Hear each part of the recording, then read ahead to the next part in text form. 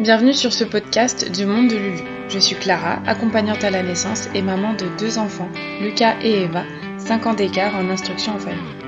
J'ai créé ce podcast pour parler de façon positive de la grossesse, de l'accouchement et de parentalité. Le but, c'est d'écraser les clichés pour reprendre confiance en soi et en son corps. Tu trouveras ici des témoignages personnels, des réflexions professionnelles, des discussions intimes ainsi que des interviews. Et ce, en toute bienveillance. Sache que chacun de ces épisodes sont le fruit de mon propre cheminement, autant personnel que professionnel. Je te propose de m'y accompagner au fil de tes envies. Je te souhaite une belle écoute. Bonjour, bienvenue dans ce nouvel épisode hors série sur mon organisation, aka l'épisode le plus demandé depuis au moins 2 ans, depuis que j'ai ouvert ce podcast. Depuis que je suis très active sur les réseaux sociaux, que je raconte un peu ma vie de maman qui fait l'école à la maison, entrepreneur, j'ai repris le sport, je fais tout maison, comment je gère mon quotidien surchargé. Spoiler alerte, je fais des choix parce que je sais que je peux pas tout faire. Du coup, on va parler de ça aujourd'hui, et la première chose, on va rentrer direct dans le vif du sujet, c'est que tout est millimétré. L'organisation de l'IEF, c'est-à-dire le programme, la recherche, la rédaction, l'impression des exercices en fonction des niveaux, etc., tout ça, ça me prend 4 heures par semaine. Le temps d'accompagner mes enfants, le temps d'accompagnement des enfants, c'est la seule chose qui est pas comptée, puisque en fait j'y consacre ma journée de manière générale. Je gère l'instruction de la petite le matin, celle du grand l'après-midi, puisque pour l'instant la petite fait encore de la sieste. On fait des jeux de société, tout ça, ça fait partie de l'instruction et du fait de gérer mes enfants. Tout ça, c'est sans compter les rédactions des projets éducatifs et pédagogiques, les dossiers et compagnie qu'on nous impose de rédiger depuis 2 ans pour faire des demandes chaque année. Ça se compte en une bonne 50aine d'heures par projet. J'en ai 2 à faire. Je peux vous dire que c'est de nombreuses heures à ne pas dormir entre janvier et mars. Si vous me suivez sur les réseaux sociaux, vous êtes au courant de ça.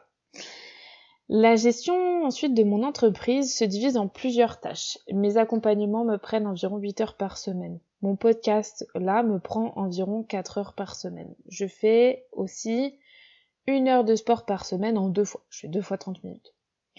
Mon temps quotidien de tâches, ménage, fabrication des yaourts, préparation des repas, les courses, etc., c'est environ 12 heures par semaine. Ça peut descendre à 8 si mon mari est présent, mais il a des énormes amplitudes horaires. Et nous, notre priorité, c'est de passer du temps avec les enfants. Donc si moi, j'arrive à passer du temps en journée, puisque du coup, moi, j'ai mon temps en journée avec les enfants, mon mari, quand il n'est pas là et qu'il est au travail, quand il rentre, pour moi, la priorité, ça va être qu'il passe du temps avec les enfants. Avec tout ça, il me faut également 8 heures de sommeil, sinon je suis pas bien.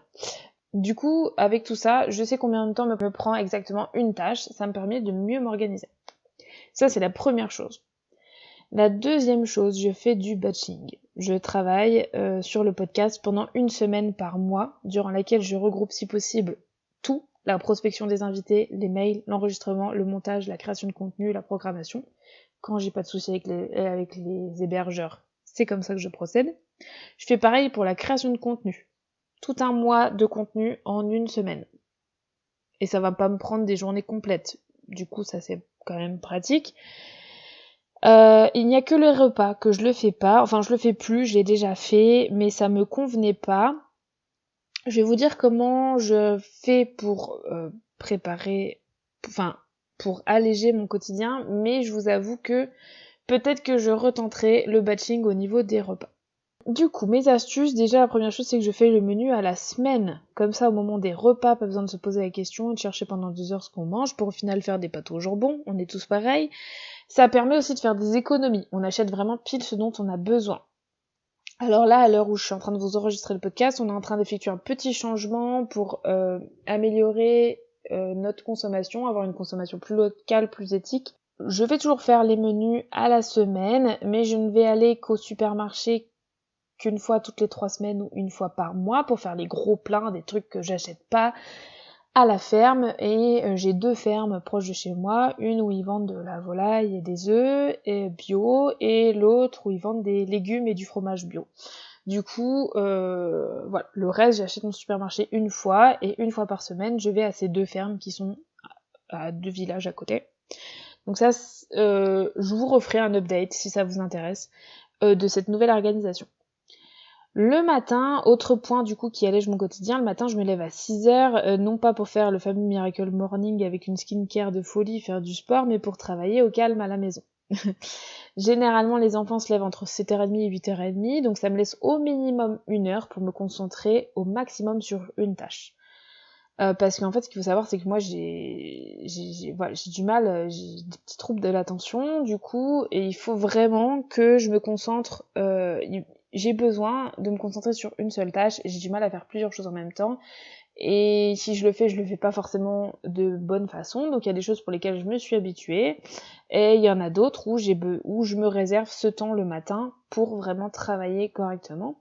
Et puis les enfants sont également au lit à 20h30, donc je peux retravailler le soir si jamais j'ai pas effectué tous mes tâches le matin ou la journée, parce que ça se peut que durant la journée je travaille, notamment lorsque j'accompagne des femmes, je le fais durant la journée, j'arrive à caler ça au milieu de l'instruction et au milieu de mon temps avec les enfants.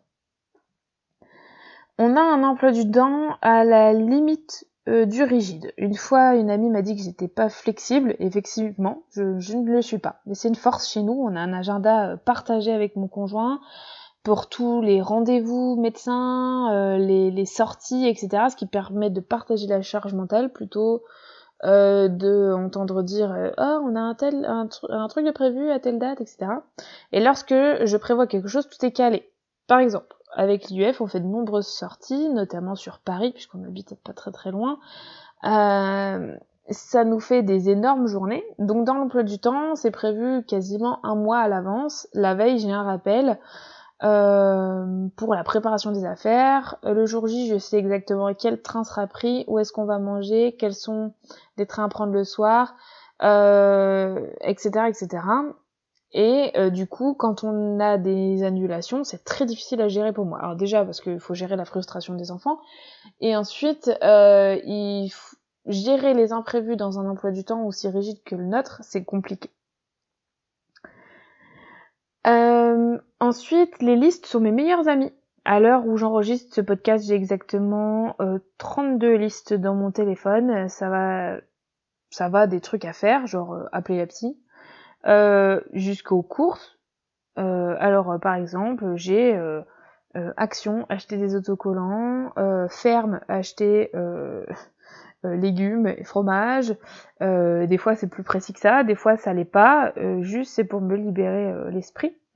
Ça va aussi des idées cadeaux pour les enfants, des idées d'activités avec les enfants, des vidéos à poster sur les réseaux sociaux, parce que les vidéos à poster, c'est le seul truc qu'on peut pas programmer. Tout ce que je peux programmer, je programme. Malgré mon trouble de l'attention, je suis devenue multitâche. Aujourd'hui, je suis capable d'accompagner les apprentissages de mes enfants et d'écrire un épisode de podcast ou de programmer la semaine d'IUF d'après. La semaine d'après. Voilà. Je ne serais pas capable il y a des tâches dont je suis pas capable à faire en même temps. Mais il y a des tâches, je sais que je peux les faire en même temps, et du coup, j'essaye de les cumuler. J'ai appris à me réguler, et malgré tous ces types de un peu psychorigides, j'ai appris à lâcher prise. Si tout n'est pas fait, c'est pas grave. La priorité, ça reste mes enfants, leur instruction, les nourrir, même si c'est pas de la meilleure des façons, au moins qu'ils aient pas faim. T'as compris ce que je veux dire? Je reviens sur les pâtes au jambon. Ensuite, j'essaye d'avoir une bonne hygiène de vie. Même si je fais pas de moi une priorité, j'en ai parlé dans un épisode il y a pas longtemps sur le fait de trouver sa place entre mère et femme, etc. Personnellement, je ne fais pas de moi une priorité, parce que je n'en ressens pas le besoin d'ailleurs. Moi, ce qui est important, c'est la fatigue, quoi, de combler ma fatigue. Et le fait que parfois j'en ai marre, effectivement, de toute façon, on a fait le choix de l'IEF, avec une vie de famille qui va passer avant tout, ça me rend heureuse et c'est de ça que je veux profiter. Du coup, je me ressente souvent là-dessus quand il y a des petits moments qui sont un peu plus bas. On entend souvent que les mères devraient plus souvent penser à elles, mais c'est pas forcément indispensable, comme j'en ai déjà parlé dans cet épisode, je crois que c'est le 27, je pense qu'on n'a aucune pression à devoir faire ça et que si on est bien dans nos baskets en pensant à notre famille en premier, bah c'est tant mieux. En tout cas, chez nous, c'est comme ça, c'est une priorité qui est de couple. C'est aussi ça qui est plus simple, c'est-à-dire que tous les deux, en tant que couple, on va dans le même sens et en tant que famille, on va dans la même direction. Bref, je suis en train de divaguer un peu, mais du coup, si je reviens sur mon hygiène de vie, ce qu'il faut savoir, c'est que je vis avec l'endométriose, qui me met KO au moins une semaine par mois. Et encore, voilà, il y a des constantes diarrhées, des infections urinaires, une fatigue chronique. Donc je vous dis tout ça parce que c'est un secret pour personne. Et quand on connaît les effets de l'endométriose, on sait que ce sont des choses qui arrivent. Et donc pour vivre avec tout ça et réussir à tout faire, je fais attention à mon alimentation, à mon sommeil. Comme je disais au début de cet épisode, je dors 8 heures par nuit, je ne fume pas, je bois de l'alcool qu'occasionnellement. Et j'essaye de maintenir mon heure de sport hebdomadaire, soit en une fois, soit en 2 fois, comme je disais. Et enfin, le dernier point, je me contente de peu. 10 minutes pour me préparer, un trajet seul en voiture pour mettre de la musique à fond, une soirée de jeux de société en amoureux, ce sont des choses qui me reboostent, qui me suffisent pour reprendre de l'énergie et du plaisir. Après, faut pas se mentir, la fatigue elle est pesante, la présence constante des enfants, parfois aussi c'est pesant. J'ai 29 ans, j'ai l'impression d'être ridée, j'ai l'impression aussi que je pourrais faire une cure de sommeil pendant 1 semaine, voire 2 semaines et que je dormirais constamment. Mais tout ça pour dire que rien n'est impossible, c'est une question de choix, de priorité, d'organisation, et je sais que ce rythme qu'on tient actuellement, il est temporaire. Il est temporaire parce que mes enfants ne sont pas totalement autonomes, en tout cas le grand l'est plutôt, par exemple il peut se lever plus tôt le matin, le jour où j'ai décidé de rester au lit, il peut se lever plus tôt le matin et se faire son propre petit déjeuner. D'ailleurs, il est tellement adorable qu'il va même le faire à sa petite sœur, mais la petite, voilà, elle va avoir besoin de plus de ses parents, du coup, ça, je sais que c'est temporaire, que ça nécessite de l'ajustement actuel et que, comme je vous le dis à chaque fois, je vous en parle souvent, je fais un bilan mensuel pour voir s'il y a des choses que je peux pas changer parce que notre vie elle évolue super rapidement. Voilà, je suis désolée, j'ai l'impression d'avoir parlé très très vite, mais j'espère que mon exemple va pouvoir t'aider dans ton quotidien. Évidemment, je te dis pas de faire comme moi, je suis là pour te donner des idées et c'est à adapter en fonction de ta situation familiale, de tes envies, de tes besoins, etc., etc. Sur ce, je te souhaite une belle journée ou une bonne soirée en fonction de ton heure d'écoute et je te dis à très vite. Ça y est, c'est la fin de cet épisode et j'espère qu'il t'a plu. N'hésite pas à t'abonner. En tout cas, à très vite ici ou sur Instagram. Plein de belles choses.